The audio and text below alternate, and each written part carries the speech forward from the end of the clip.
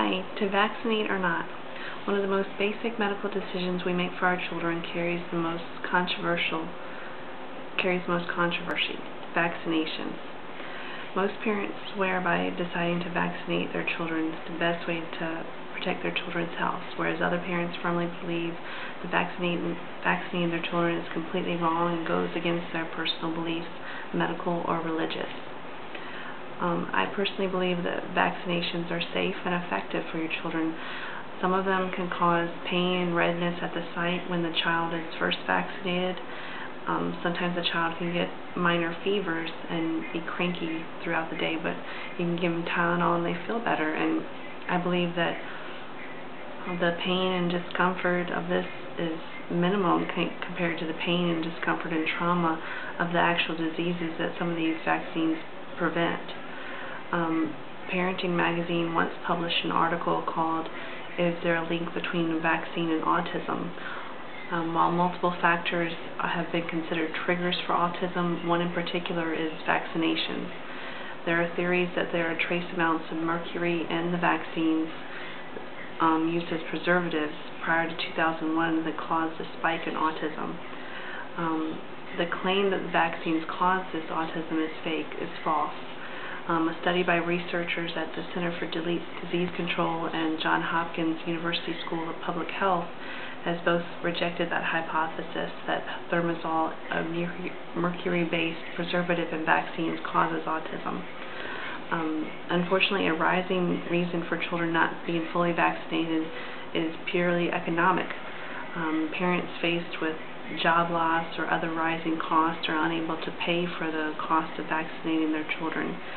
10 years ago, it would cost about $23 to vaccinate, and today it costs about $200 or more to vaccinate your child. But in the long run, it can save your family time and money.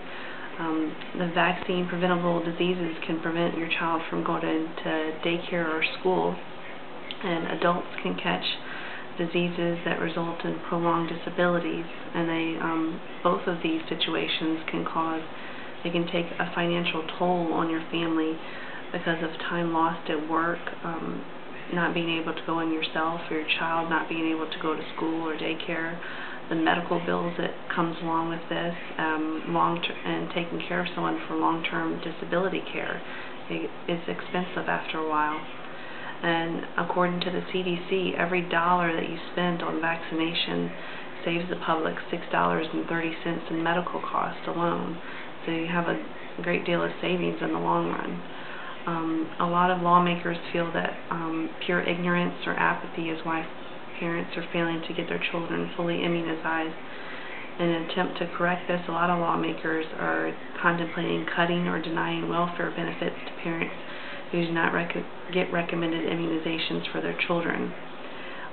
Some parents cite religious reasons as an excuse to not vaccinate their children, even though most of them do not practice religion at all. A lot of experts feel that these parents are a threat to the nation's health. They believe that unless we continue to practice high levels of immunization, terrible diseases can return in epidemic form. This once happened in the Soviet Union in the 1990s as the vaccination rates dropped because parents were so concerned with it. They weren't getting their children vaccinated as often. A diphtheria epidemic broke out, and cases rose from 839 cases in 1989 to almost 50,000 in 1994 because of people not getting their children properly vaccinated. Some of the vaccine-preventable diseases still in existence in the U.S. include whooping cough, chickenpox, meningitis, and influenza. All of these, especially whooping cough, is extremely dangerous to small infants. They can get them from adults very quickly. We don't even know that we're passing it to them. And if they don't have the vaccines for it, they can get really sick and sometimes die in some situations. These diseases can range from mild to severe and life-threatening. And parents that make the decision to not vaccinate do not seem to realize the danger that they place on others, such as their young infants who are too young to be immunized themselves. Diseases that these vaccines prevent remain common throughout the world, even in Europe. There has been a resurgence of measles and whooping cough in the U.S. over the past few years, and babies are too young to be completely vaccinated, and some people may not be able to receive certain vaccinations due to severe allergies or weakened immune systems, and so it's really safe to keep your children properly and fully immunized. And in the long run, it protects future generations.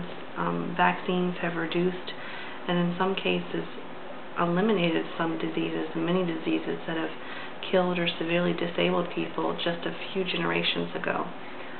And in the long run, even when these diseases seem to no longer exist, outbreaks can still occur if people are not properly vaccinated.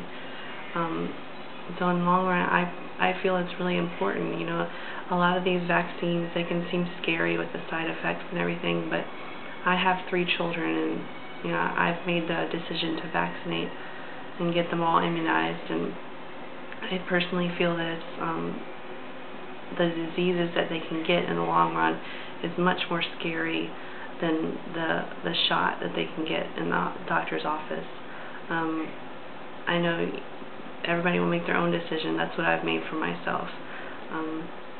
And I hope everybody can make their own decision about that. Thanks.